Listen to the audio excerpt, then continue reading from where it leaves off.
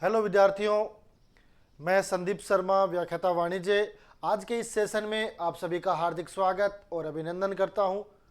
चर्चा करेंगे आज के इस सेशन में कुछ और इम्पोर्टेंट टॉपिक्स जो आपके कंपटीशन एग्जाम और बोर्ड एग्जाम के लिए बहुत ही फायदेमंद होने वाले हैं। ये क्लास है वो बोर्ड एग्जाम के लिए भी उपयोगी है और साथ में कंपटीशन एग्जाम के लिए भी बहुत ही उपयोगी होने वाली है। जैसा कि आप सब जानते हैं कि अपन स्टार्ट कर रखी है पार्टनरशिप, और पार्टनरशिप में अपने पहला चैप्टर वो कंप्लीट कर लिया। दूसरे चैप्टर में हम चल रहे हैं। जैसा कि आप थंबनेल देख रहे हैं, admission of a new partner, यानी साझेदार में का प्रवेश होता है। एक साझेदारी में एक साझेदार का प्रवेश होता है, admission of a new partner. तो वहाँ पे आपको कौन से जो ट्रांजैक्शन है, कौन से समायोजन है वो करने पड़ते हैं। पिछली क्लासों में हमने देखा था कि एक साझेदारी का जब पुनर्गठन होता है तो वहाँ पे आपको नया अनुपात है वो कैलकुलेट करना पड़ेगा, जिसका फॉर्मूला भी मैंने आपको बताया था। साथ में त्याग का अनुपात किस तरीके से कैलकुलेट करना है उसके कुछ एग्जाम्पल भी हमने समझे थे। निश्चित रूप से वो एग्जाम्पल है, वो क्वेश्चन है, वो आपके जो एग्ज़ाम है उसके लिए फ़ायदे में साबित होने वाले हैं। इसलिए आपको वीडियो स्किप नहीं करना, पूरा वीडियो वॉच करना है। जो विद्यार्थी, जो साथी हमारे साथ अभी जुड़ रहे हैं, उनसे मेरा आग्रह है कि आप प्ले लिस्ट में जाकर पार्टनरशिप से रिलेटेड और कंपटीशन एग्ज़ाम से रिलेटेड कोई भी न्यूज़ है वहाँ प्ले लिस्ट में जाके आप दोबारा से उस वीडियो को वॉच कर सकते हैं और हमारी जो क्लासेज है उनका फ़ायदा उठा सकते हैं। तो आज के इस सेशन को स्टार्ट करेंगे। कुछ और महत्वपूर्ण जो सब्जेक्ट है और महत्वपूर्ण टॉपिक है उन पे चर्चा करते हुए हम आगे बढ़ेंगे। और जैसा कि आप थंबनेल देख रहे हैं कि अपनी ये क्लास है वो आरबीएससी की एग्ज़ाम है, सीबीएसई की एग्ज़ाम है और स्कूल लेक्चरर है, जूनियर अकाउंटेंट है, ईएमआरएस अकाउंटेंट है, ईएमआरएस स्कूल लेक्चरर है, केंद्रीय विद्यालय है, नवोदय विद्यालय है। उन तमाम जो कॉमर्स से रिलेटेड एग्ज़ाम है, यूजीसी नेट के एग्ज़ाम है, उनके लिए बहुत ही फायदेमंद साबित होने वाली है ना। तो स्टार्ट करेंगे आज के इस सेशन को। जैसा कि आप जानते हैं 5 नंबर ये क्लास होने वाली है अपनी सेकंड चैप्टर की, क्योंकि सेकंड चैप्टर है वो आपके लिए बहुत ही महत्वपूर्ण है। क्योंकि कितने नंबर का है? 11 नंबर का ये चैप्टर होने वाला। जो admission of a new partner है वो बोर्ड परीक्षा में आपके 11 नंबर का होने वाला है। ठीक है, ओके है, बढ़े आगे। अब देखो आज के इस सेशन को स्टार्ट करेंगे कुछ महत्वपूर्ण जो बिंदु है उसके साथ। देखो स्टार्ट करते हैं आज के इस सेशन में। और पहली जो अपनी चर्चा हो रही है वो हो रही है ख्याति। किस पे हो रही है? गुडविल पे हो रही है।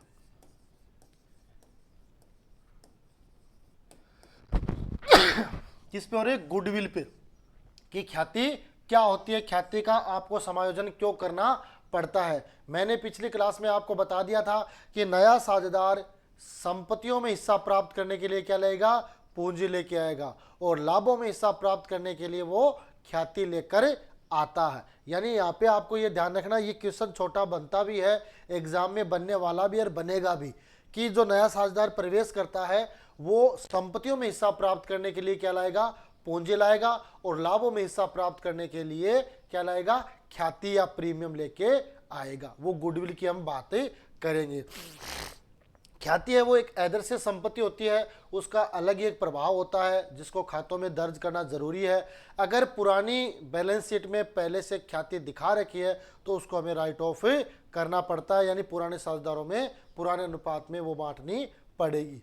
देखो चर्चा करेंगे गुडविल पर कि साझेदारी खातों में ख्याति भी एक विशेष पहलू होती है, बहुत ही इंपॉर्टेंट होता है। इसका समायोजन करना जरूरी होता है, जिसका फर्म के पुनर्गठन के समय जो कि लाभ विभाजन अनुपात में परिवर्तन और साझेदारों के या साझेदार के प्रवेश और सेवानिवृत्ति या मृत्यु के समय इसका समायोजन करना आवश्यक होता है। साझेदारी का समायोजन आपको कब करना है? नया साझेदार प्रवेश करेगा तब भी आपको समायोजन करना है, साझेदार की मृत्यु होगी तब भी आपको समायोजन करना है, साझेदार अवकाश ग्रहण करेगा तब भी आपको समायोजन करना है। यानी तीनों ही कंडीशन में आपको समायोजन किसका करना है?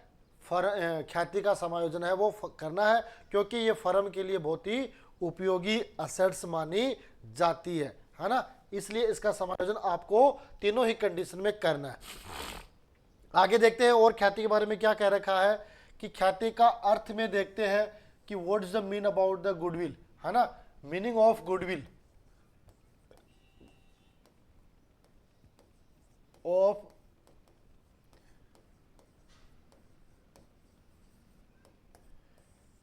ख्याति का क्या अर्थ होता है उस पर हम चर्चा करेंगे। देखो ये ध्यान रखना, जो आपकी गुडविल है वो आपकी आभासी संपत्ति होती है, इनटेंजिबल एसेट्स होती है, अमूर्त संपत्ति होती है ना। क्या होती है? जो ख्याति है वो आपकी इनटेंजिबल एसेट्स आती है, आभासी संपत्ति में उसको शामिल करते हैं, है ना। आभासी परिसंपत्ति मानी जाती है। ख्याति किसी भी व्यवसाय की जो प्रसिद्धि होती है उसका एक ऐसा मूल्य है जिससे वह उस व्यवसाय में लगी हुई है अन्य इकाइयों द्वारा अर्जित किए गए सामान्य लाभ की अपेक्षा अधिक लाभ अर्जित भी करती है। तो ख्याति क्या होती है? वो ख्याति आपको क्या उस व्यवसाय की प्रसिद्धि के कारण मिलती है। मैं एक उदाहरण से आपको बताऊं कि बाजार में एक ही दुकान है, एक सेम प्रोडक्ट की दुकान है, मान लो कपड़े की दुकान है, एक दुकान है वो खूब ग्रो कर रही है, खूब पैसे कमा रही है, और एक दुकान है उसके पास कस्टमर नहीं आ रहे। तो जो कस्टमर नहीं आ रहे इसका मतलब क्या? उसकी ख्याति मार्केट में कम है, और जिसके पास कस्टमर आ रहे हैं उसकी मार्केट में ख्याति है वो बहुत ही शानदार है, बहुत ही शानदार है। यानी उसके पास कस्टमर है, वो उस पर क्या कर रहे हैं? विश्वास कर रहे हैं कि ये जो व्यापारी हैं जो भी माल उपलब्ध करवा रहे हैं वो सही उपलब्ध करवा रहे हैं। तो इस वजह से क्या होता है कि उस कंपनी की या जो दुकान है उसकी जो ख्याति है वो स्व अर्जित ख्याति यानी उसके द्वारा अर्जित की गई संपत्ति में मानी जाती है। तो वो व्यवसाय की प्रसिद्धि के कारण है, वो जो इनकम है या जो सेल्स है वो बढ़ी जाती है, और उसके कारण ही जो लाभ है वो सामान्य लाभ की अपेक्षा अधिक लाभ भी अर्जित करती है। सामान्य लाभ में तो क्या होता है? जो नॉर्मल उसका जो प्रॉफिट का रेशियो होता है उसी अनुपात में अर्जित किया जाता है, जबकि ख्याति है वो कस्टमर या उनके जो व्यवहार है, जो उनकी प्रसिद्धि है उसके आधार पर अर्जित की जाती है, और इस वजह से क्या होता है कि उनके लाभ अर्जन करने की जो क्षमता है वो ख्याति के कारण है वो बढ़ जाती है। ठीक है। सामान्यतः यह देखा गया है कि जब एक व्यक्ति ख्याति की राशि का भुगतान करता है तो वह भुगतान से अधिक लाभ प्राप्त करने की स्थिति में पहुंचा देता है। यानी क्या करता है? जब एक व्यक्ति ख्याति की राशि का भुगतान करता है ना, आपको पता होगा कि जब व्यापारी कोई दुकान खरीदता है, कोई व्यवसाय खरीदता है, तो वहाँ पे ख्याति की राशि का पेमेंट करना पड़ता है। जैसे मैं बताऊँ, एक 15x20 की दुकान आपके गाँव में है, वही 15x20 की दुकान शहर में है ना, तो वहाँ पे आपको उसकी कीमत ज़्यादा देनी पड़ेगी और गांव में उसकी कीमत कम देनी पड़ेगी। क्यों? क्योंकि हर व्यक्ति के मन में ये विचार रहता है कि शहर में जो दुकान होगी वो ज़्यादा प्रॉफिट अर्न करेगी, और उसकी रेट इसी कारण से वो बढ़ जाती है ना। लेकिन कई जगह ऐसे होते हैं कि वहाँ पे कुछ अपवाद जरूर हो सकते हैं, लेकिन लगभग ये होता है कि उस ख्याति का जो स्तर है वो इस आधार पर तैयार किया जाता है कि वहाँ उसकी वैल्यू क्या है। कहने का मतलब है कि ख्याति है वो उस क्षेत्र पर भी निर्भर करती है, उस प्रोडक्ट पे भी निर्भर करती है, उस व्यक्ति के व्यवहार पे भी निर्भर करती है ना, कैसा उसका व्यवहार है ग्राहकों के साथ।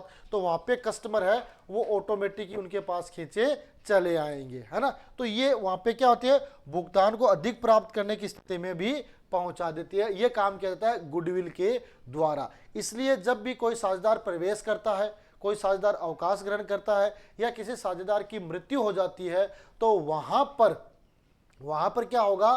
साझेदारी के पुनर्गठन के समय ख्याति का पुनर्मूल्यांकन किया जाएगा, है ना। अब इसमें कंडीशन अलग अलग हो सकती है कि साझेदार है वो ख्याति किस रूप में लेके आता है, क्योंकि नया साझेदार प्रवेश करेगा तो वो ख्याति की राशि लेकर आएगा, जो मैंने आपको पहले बता दी है कि संपत्तियों में हिस्सा प्राप्त करने के लिए पूंजी लाएगा और लाभों में हिस्सा प्राप्त करने के लिए वो ख्याति लेके आएगा, जिसका बंटवारा जो त्याग करने वाले साझेदार है उनके मध्य त्याग के अनुपात में किया जाता है। ठीक है, क्लियर है? फटाफट से जवाब आना चाहिए आप लोगों का, पता लगना चाहिए कि भाई आप हमारे द्वारा जो क्लासेज उपलब्ध करवाई जा रही है उसका आप बेनिफिट ले रहे हो। और बेनिफिट कब होगा? जब आप रेगुलर हमारे साथ जुड़ोगे, रेगुलर आप क्लासेज लोगे, जिसका बेनिफिट है आपको मिलेगा। निश्चित रूप से एग्जाम में आपको उसका बेनिफिट मिलेगा। ठीक है, तो देखो ये बात हो गई अपनी ख्याति से रिलेटेड। तो ख्याति की एक परिभाषा के रूप में आ सकता है कि ख्याति क्या होती है, या ख्याति कौन सी संपत्ति होती है, या गुडविल के बारे में कुछ छोटी मोटी जो बात है वो पूछी जा सकती है। वैसे तो क्वेश्चन आएगा, क्योंकि अगर आपको बड़ा क्वेश्चन करना है तो उसमें ख्याति से रिलेटेड क्वेश्चन आएगा, जिसमें मैंने आपको बताया कि भाई ख्याति खाता पहले से खुला हुआ है तो उसको बंद करना पड़ेगा। फिर जो नया साझेदार है प्रवेश करेगा तो ख्याति की राशि नगद लेके आएगा, तो उसे त्याग करने वाले साझेदारों के मध्य त्याग के अनुपात में बांटनी पड़ेगी, है ना।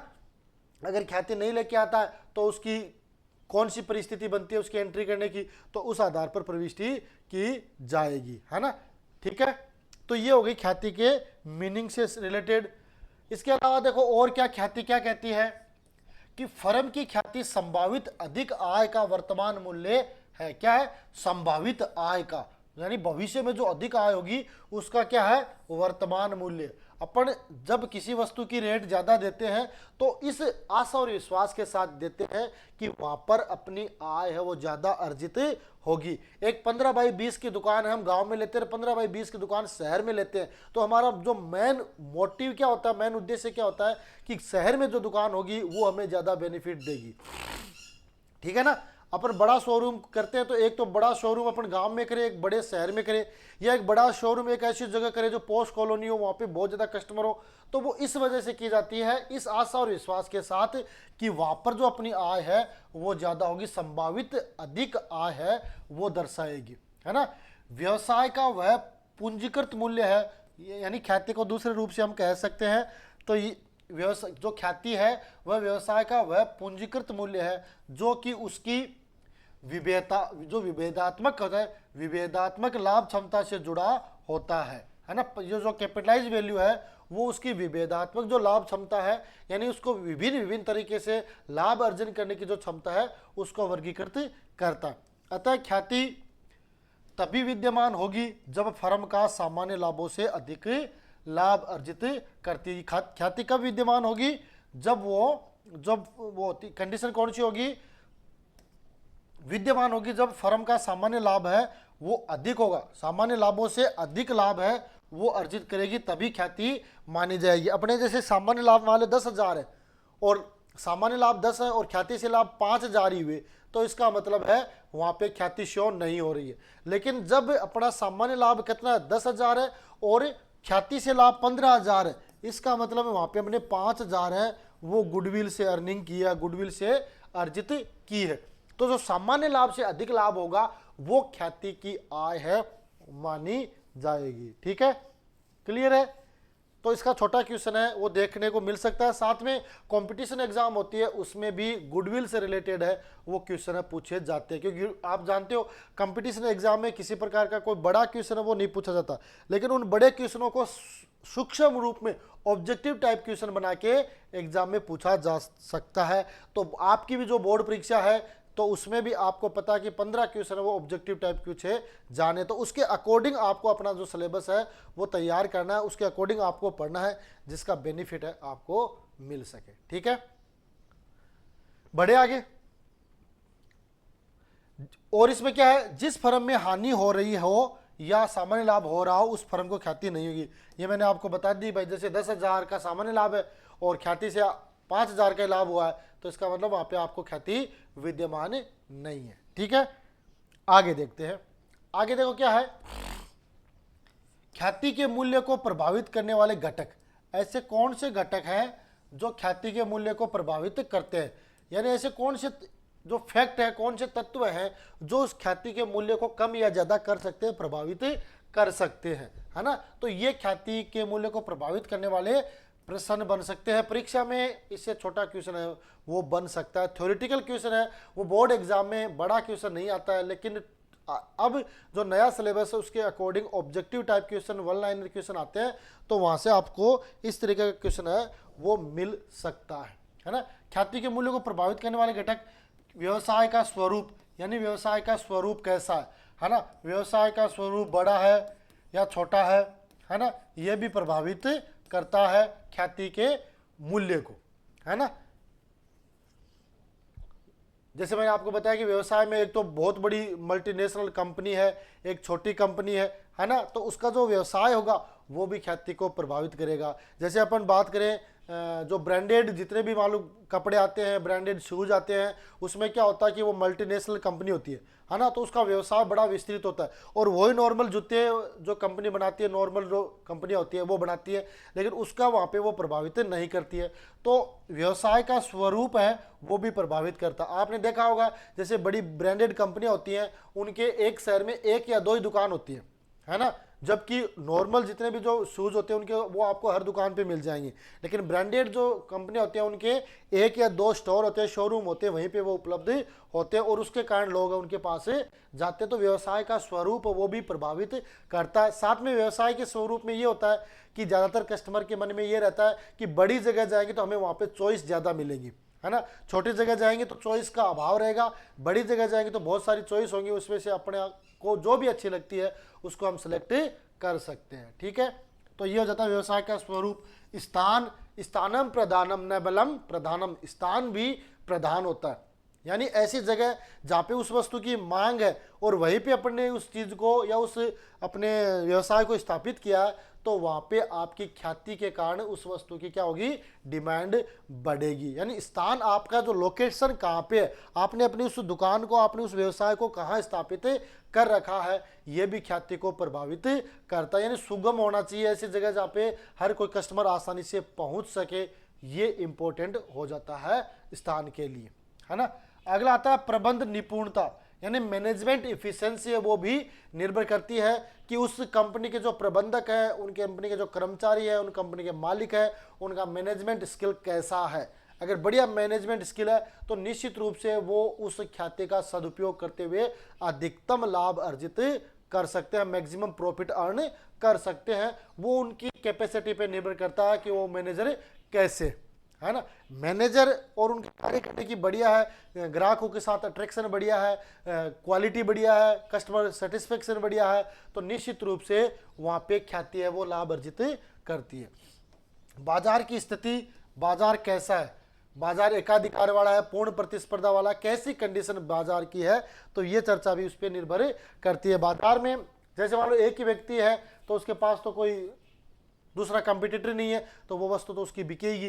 लेकिन बाजार में कि उसकी स्थिति कैसी है, बाजार में उस वस्तु की मांग कैसी है, डिमांड कैसी है, क्या उसकी सप्लाई कैसी है, तमाम जो छोटे छोटे पॉइंट है वो उस पर निर्भर करते हैं, और उसके अकॉर्डिंग उसको बाजार में विक्रय के लिए अप्रोच की जाती है। तो ये भी ख्याति को प्रभावित करता है। और विशेष लाभ, ऐसी परिस्थितियों में हमें क्या होता है, विशेष लाभ भी अर्जित कर सकते हैं उस ख्याति के द्वारा, कि भाई उस व्यापार की कंडीशन कैसी है, किस तरीके से है, वो ख्याति के द्वारा आप व्यवसाय में लाभ अर्जित करते हैं, है ना। तो ये ख्याति के मूल्य को प्रभावित करने वाले कुछ घटक है जिनको आप अपने दिमाग में सही तरीके से रख सकते हो। वैसे कोई क्वेश्चन बनता है तो वो बाद की बात है, लेकिन इसके अंदर का डीपली क्वेश्चन है वो बन सकता है ना। तो यहाँ पे अगर आपने ये पॉइंट पढ़े हैं, इनको समझा है, तो निश्चित रूप से अगर यहाँ से कोई क्वेश्चन बनता है तो उसका जवाब आप इजीली दे सकते हो।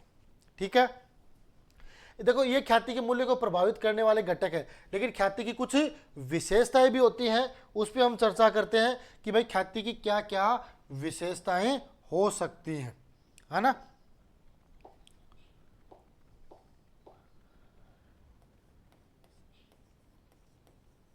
ख्याति की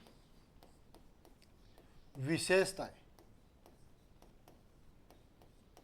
यानी एक आप ख्याति को किस रूप में मान सकते हो। नंबर एक, ख्याति एक अमूर्त संपत्ति है ना, इनटेंजिबल एसेट्स है। जो अभी मैंने आपको बताया था कि ख्याति एक आभासी संपत्ति के रूप में काम करती है, ख्याति एक अमूर्त संपत्ति है, ख्याति एक इनटेंजिबल असेट्स है। ख्याति को क्या मानेंगे, इनटेंजिबल असेट्स मानेंगे, ख्याति एक अमूर्त संपत्ति है ना। इनटेंजिबल यानी आप उसको देख नहीं सकते, इधर से अमूर्त संपत्ति सिर्फ महसूस आप कर सकते हो। ये एक मूल्यवान संपत्ति भी है ना। यह एक मूल्यवान संपत्ति है ये एक मूल्यवान संपत्ति, यानी इसकी जो प्राइस है कुछ न कुछ निर्धारित होती है। क्यों, जब आप किसी भी प्रकार का बिजनेस है, कोई संपत्ति आप बेचते हो तो उसमें ख्याति की अमाउंट है वो ऐड होती है। जब आप कोई भी संपत्ति खरीदते हो तो उसमें भी ख्याति की अमाउंट है वो ऐड होती है ना। ये अधिक लाभार्जन में सहायक होती है। ये अधिक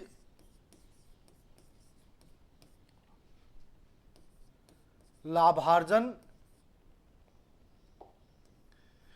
में सहायक होती है, यानी इससे आप ज्यादा प्रॉफिट अर्जित कर सकते हो। ख्याति बढ़िया होगी, चाहे वो आपकी ख्याति हो चाहे उस प्लेस की ख्याति हो, वहां से आप अधिक लाभार्जन या लाभ अर्जित कर सकते हो। इसका मूल्य परिवर्तित होता रहता है, यानी ख्याति का मूल्य है वो परिवर्तित होता रहता है। इसका मूल्य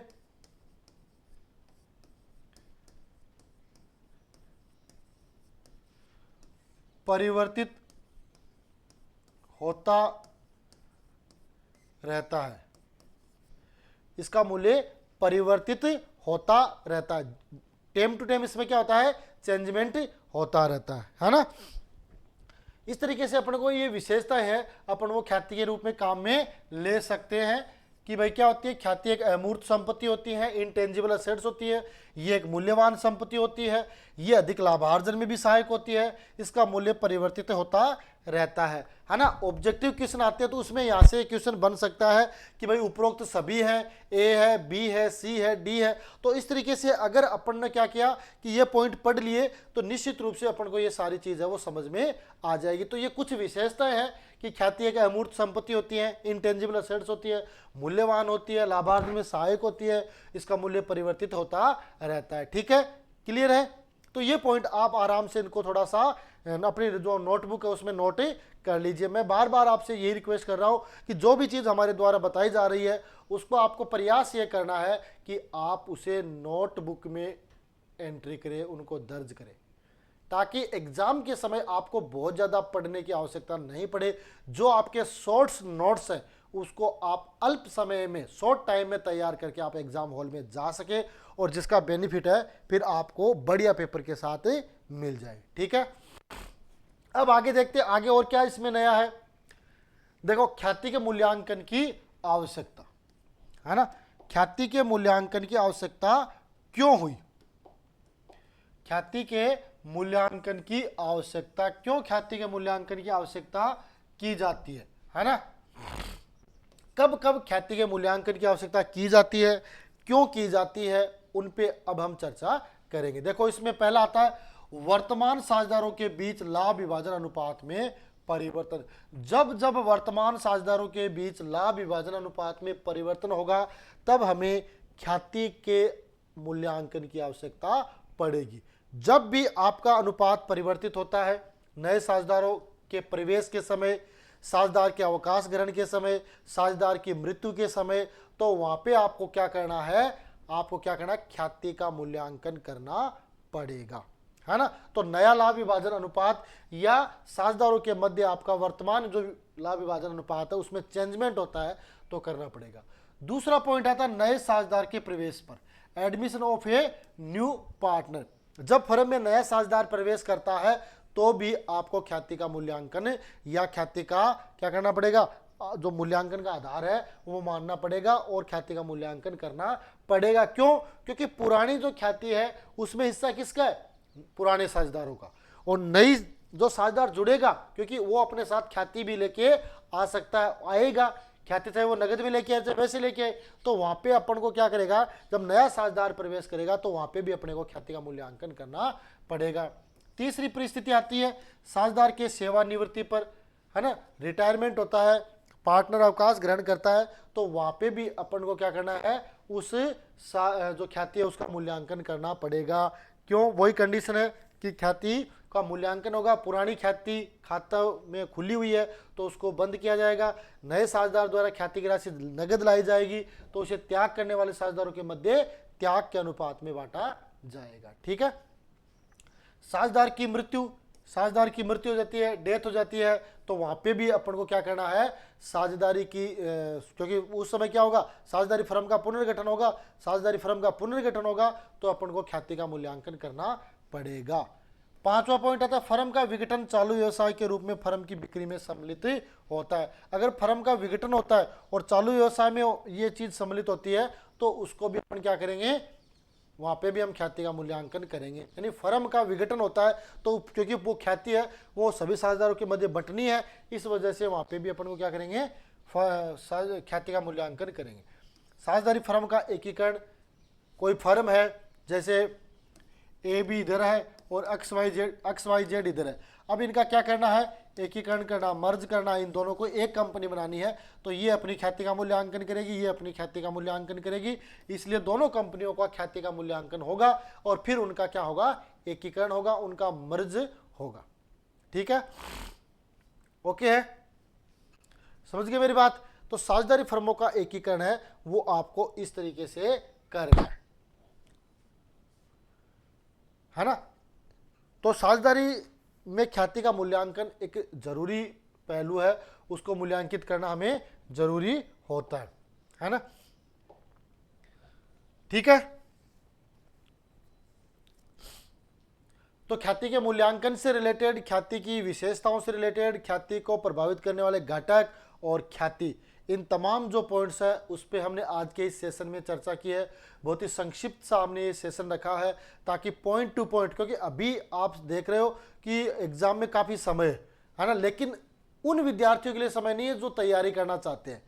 जो कोई आलसी है वो सोचता है कि बहुत समय पड़ा है ना, लेकिन अगर आपको तैयारी करनी है तो अभी से आपको लग जाना है। थोड़ा थोड़ा थोड़ा कहते हैं ना, बूंद बूंद से घड़ा भरेगा। थोड़ी थोड़ी चीज़ आप पढ़ते हुए चलो, चाहे आप हिंदी पढ़ो, चाहे इंग्लिश पढ़ो, चाहे अकाउंटेंसी पढ़ो, इकोनॉमिक्स पढ़ो, आप हिस्ट्री पढ़ो, जियोग्राफी पढ़ो, कुछ भी पढ़ो आप, लेकिन आपको अभी से आप तैयार होकर चलते हो तो आगे फिर दिक्कतें नहीं आएगी, क्योंकि वो बोझ आपके ऊपर जो बोझ है वो नहीं बढ़ेगा। और जब आप उस चीज़ को छोड़ते हुए चलोगे तो जब एग्ज़ाम आएगी तो उस समय आपके पास है वो बोझ बहुत ज़्यादा हो जाएगा, और बहुत ज़्यादा होगा तो उस बोझ को आप सहन नहीं कर पाओगे, फ्रस्ट्रेशन में आ जाओगे। इसलिए आपको अभी से थोड़ा थोड़ा पढ़ना स्टार्ट कर देना है, और थोड़ा थोड़ा आप पढ़ोगे तो निश्चित रूप से आपको सफलता भी मिलेगी, है ना। तो लगातार आप तैयारी करो, निश्चित रूप से तैयारी करोगे तो उसका फ़ायदा भी मिलेगा। तो आज के इस सेशन में हमने कुछ और महत्वपूर्ण जो पॉइंट्स है उस पर चर्चा की है। निश्चित रूप से आज का सेशन है वो आपके एग्जाम की दृष्टि से बहुत ही फायदेमंद साबित होगा।